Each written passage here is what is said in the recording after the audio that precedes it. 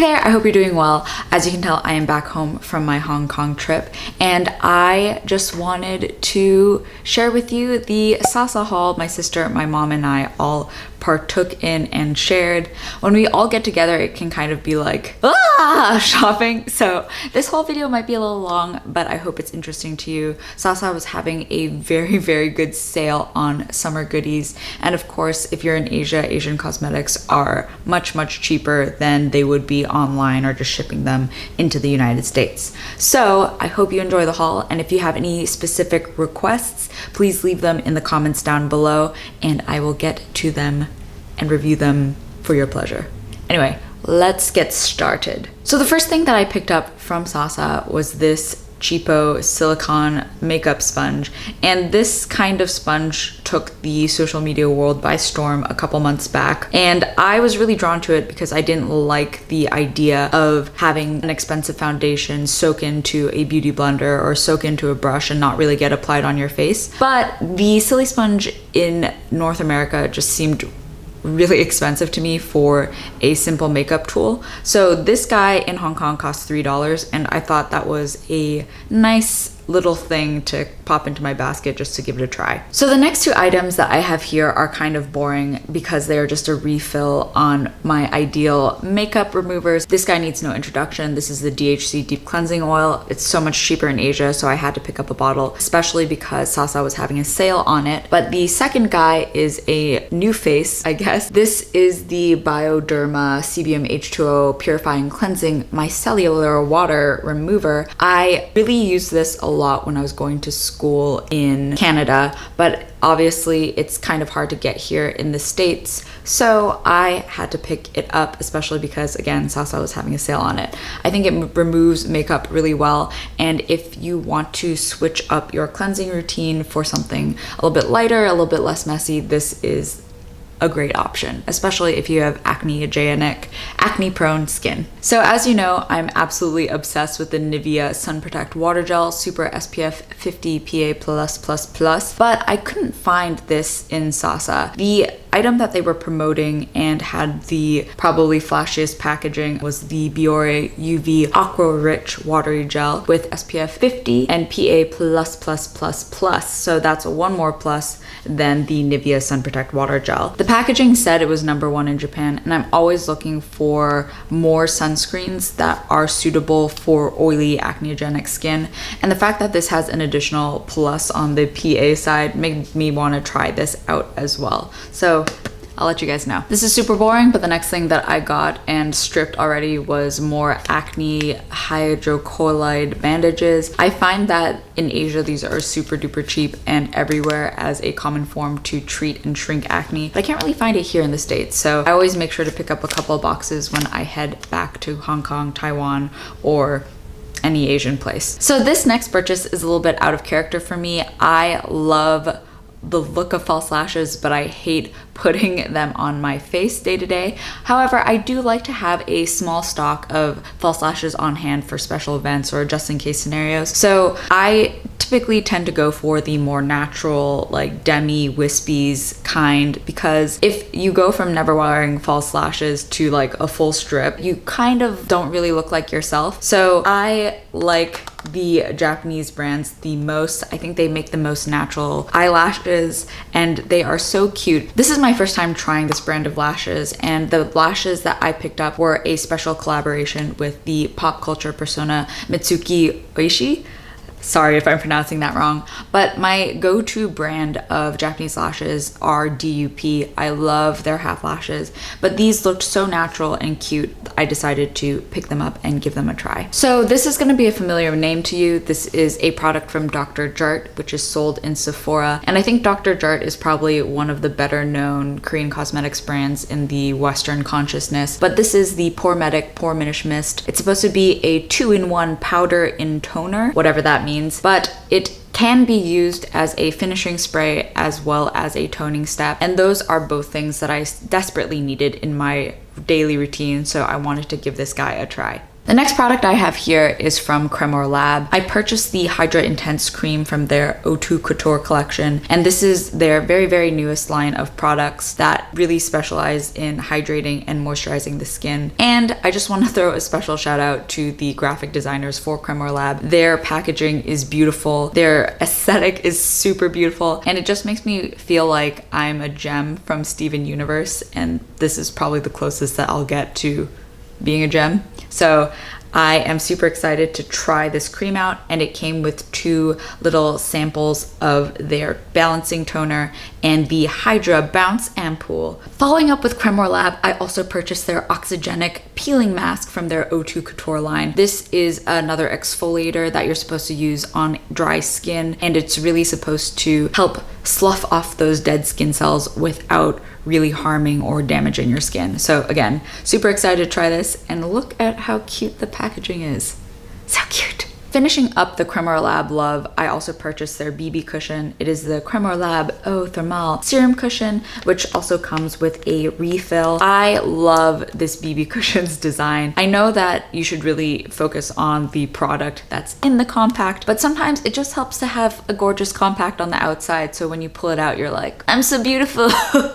I love this. But look at this, it's so cute, and like it's holographic, and there's kissing faces and gems. I just love it. I haven't really heard anything about this product, again, because I kind of was just on a Cremorlab binge, and I'm excited to try it out. I picked the darkest color because BB creams usually, they just are so pale that I feel like I'm always going to be the darkest color if I want a more natural look. So I'll let you guys know what I think about this when I crack it open. Jumping back into skincare for a second, I also purchased this super cute travel pack for acneogenic skin from Dr. G. I have had a hard time finding travel-sized things of Korean cosmetics that I really like and really want to use. So this little pouch essentially comes with a bunch of travel-sized face washes, moisturizers, acne treatment, spot treatment from the brand Dr. G. And I haven't tried Dr. G before, but the SaSa sales associate had really good things to say about it, and she said that this would be suitable for my skin. I've already used one of the face washes once, and I'm a little leery because it made my skin feel really squeaky, so I'm not sure what the pH of the face wash is,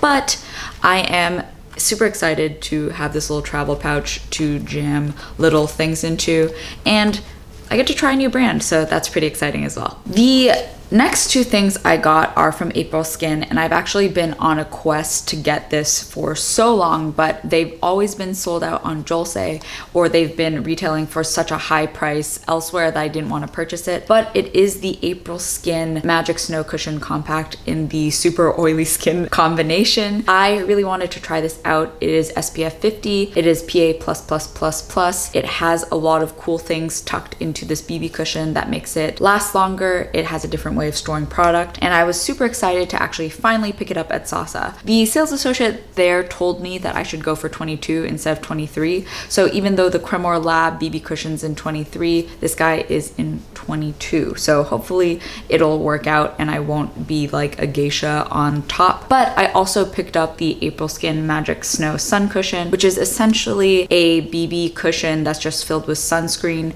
which is amazing because, you know, after you put on your initial base layer of sunscreen, everybody should touch up throughout the day. I do not currently, so I think carrying this around and making sure that it is restocked, refilled, clean and fresh will definitely help me in my battle against UV rays and aging. So I am excited to try these guys out.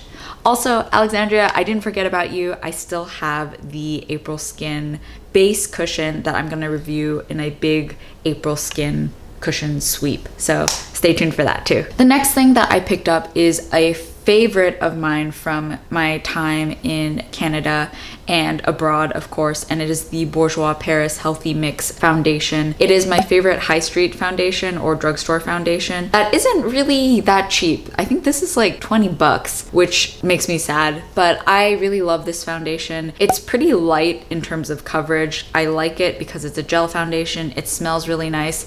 There's all these fancy words on it that says there's antioxidants in it and it's really good for your skin, but I just I just really like this foundation because it's an easy go-to if you don't want to do a full coverage like Estee Lauder Day, or if you don't want to do a BB cream. The next two items I have here are from the Hair and Make collection, which is based off the anime Rose of Versailles. I really love the packaging. I just love the teary-eyed princesses, and essentially, as you can gather from the name, Hair and Make is supposed to say you can be the heroine of your own story.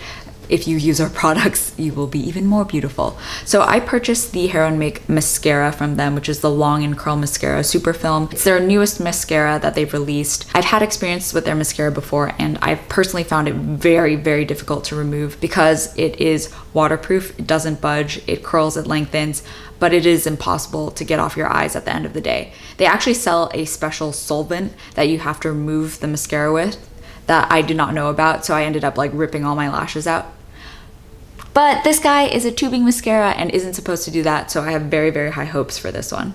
The second item that I have purchased is the Hair and Make Eyelash Serum. And I've actually been loving Alexandria's new Instagram called Skin Glow, which I'll link up here and down below in the comments. She does reviews on Korean or Asian beauty products on Instagram. She's super informative. She's one of the earliest people that commented and requested something on my stupid little channel. So I saw that she reviewed a Etude House eyelash serum, and I couldn't find one in SaSa, which makes sense. Etude House owns all of its stuff and has flagship stores in Hong Kong. But I purchased the Hair and Make eyelash serum instead, and I will let you know if it actually makes a difference on my lashes. I haven't started using it yet, but I will start documenting it soon.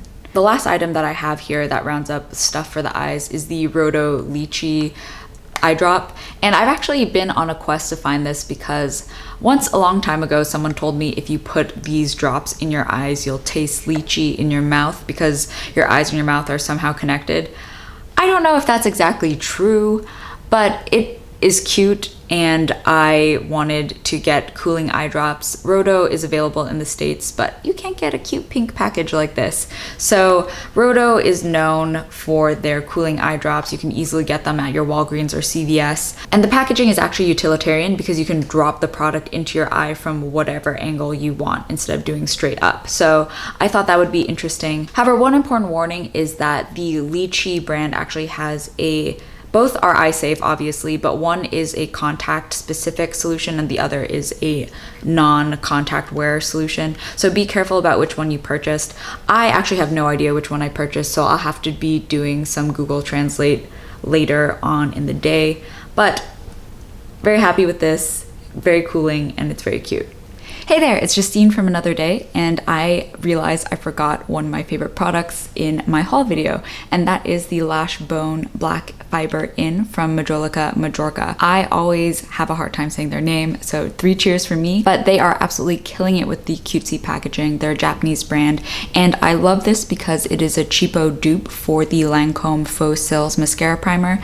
This is a white primer with fibers mixed into the priming potion. You apply it onto your eyes before you put your final coat of mascara in, and it just makes your lashes look longer, more voluminous, and it's a great primer for a drugstore price. I find that Japanese drugstore items are slightly more expensive than US drugstore items, but their quality is really great, so I recommend this guy as well. The last products in the everything else category are my favorites. They are 2 lip products. One is a powder lip tint from Kona, which is a Japanese brand. I got it in the pink. They have 2 other shades. One is natural and one is a red, I believe. The natural was a shade too orange on me, and I have too many red lipsticks, so I decided to go for the pink. And I really like the way that it leaves a flushed look on your lips. It's one of the most insane feelings putting powder on your lips and having it immediately get wet, but I really like the lip tint and I think it looks really natural. Of course, I could be justifying this purchase in my own mind, but so far I like it. I do have to take out for more test runs though. So the next product that I'm absolutely in love with and have already decided in my mind that I'm going to be buying all the other colors is the Candy Doll Lip Color. And this is again from a Japanese brand, and it just gives the most natural looking pastel-y shade on your lips. It's perfect for the summer. I picked the coral version, so it's definitely like really lively and fun. And it is reminiscent of the Revlon Color Burst lip line, but the pigment on this is just so different. I think that the Color Burst is like a really full, rich pigment, and this one just gives you just like a nice flush of color, which is something that I'm always looking for, especially with the like ombre lip trend, or the trend that you're just supposed to be sucking on a popsicle and your lips are flush and natural and it's amazing. And I have been wearing this every single day, except for today, of course, but I love the way this swatches on my lips, and I need the other colors because I think the shade that this range comes in is very unique and very girly and springy, and one that I love. So I highly recommend this guy already. Hey there, me and little dog here. As I was editing, I realized the video was super duper long, and I have decided to chop it into 2 parts. Number 1 being everything else, and number 2 being the masks. So you've come to the end of part 1, and hopefully I'll see you in part 2. But in the meantime, please feel free to check out the rest of the videos on my channel and subscribe if you want. So hopefully I'll see you in part 2. Bye. To micellar water, micellar. Following up with Cremorlab, I also got their Oxygenic